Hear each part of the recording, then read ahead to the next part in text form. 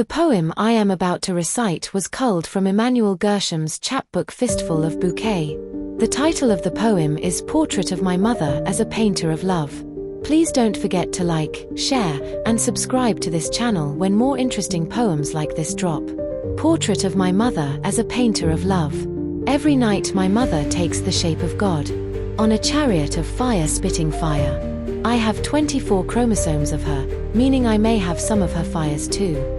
Maybe I am a god or a demi. Maybe I am full of fire or full of love and grown hands poised enough to put the birds tweeting and spitting songs in her eyes to sleep. I can say her body looks like shining silverware, like shimmering black skins of Greek gods.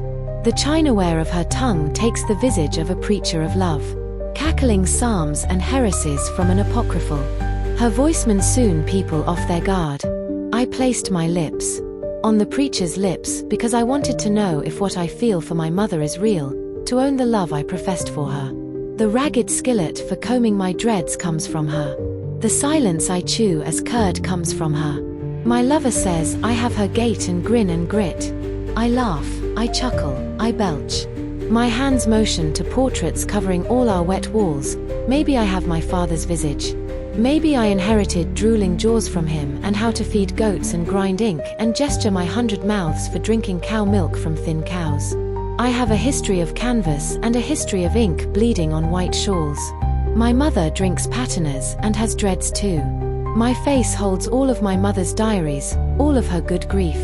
My face holds her youth and the gravity that comes with holding the fragments in place.